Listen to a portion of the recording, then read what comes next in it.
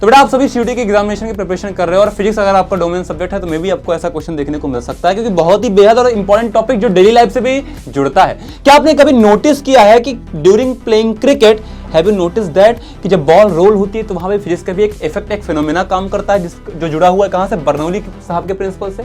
आइए समझते हैं बर्नौलीज थ्योरम है, बर्नौलीज प्रिंसिपल का एक बहुत ही प्यारा सा एग्जांपल जिसको हम जानते हैं मैग्नस इफेक्ट के नाम से।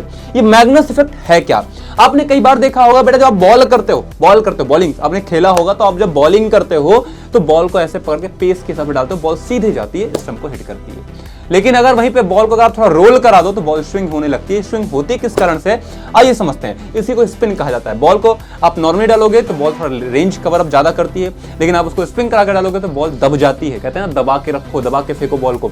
कई बार हमने जो पीछे आपका होता है कीपर, उसके मुंह से सुना है बॉल को और अंदर खींच के दबा के रखो। तो इसका मतलब क्या है, वो क्यों ऐसा कहता है, आइए समझते हैं। कि देखिए, जब बॉल आप रोल कराते हो, स्पिन कराते हो, ये क्या हो रहा है बेटा, यहां पर बॉल आपकी क्या हो रही है, स्पिन हो रही है। जब आपकी बॉल स्पिन करेगी मतलब क्या कर रही है, घूम रही है, तो घूम रही होगी, जाहिर सी बात है घूम रही होगी, तो इसके पास आसपास क्या होगा, एयर होगा, जो बॉल के सरफेस से जस्ट जुड़ा हुआ होगा, तो वो भी रोटेट हो रहा होगा।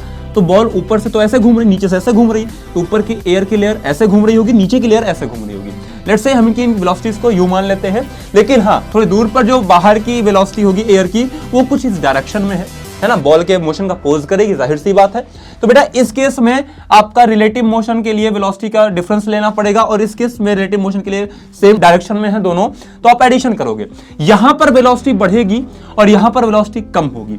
जहां पर वेलोसिटी बढ़ रही है, बर्नौली प्रिंसिपल के अनुसार वहां पर प्रेशर क्या होगा, कम होगा। जहां वेलोसिटी ज्यादा प्रेशर कम, वेलोसिटी कम प्रेशर ज्यादा। तो प्रेशर ज्यादा इधर हुआ, यहां पे मतलब अपर साइड प्रेशर ज्यादा हुआ और डाउन साइड प्रेशर क्या हो गया, कम हो गया। एक बात तो पता है, कोई भी ऑब्जेक्ट होगा वो हमेशा हाई प्रेशर से लो की तरफ भागता है। तो यही कारण होता है जब आप बॉल को फेंकते हो तो एक कर्व पाथ को फॉलो करती है। कैसी कर्व पाथ को, नीचे की तरफ दब जाती है, और इसी कारण से आप हेड विकेट हो जाते हो, या फिर आपकी बॉल स्टंप पे टकरा जाती है और आउट हो जाता है बैट्समैन। थैंक यू, जय हिंद टू ऑल ऑफ यू।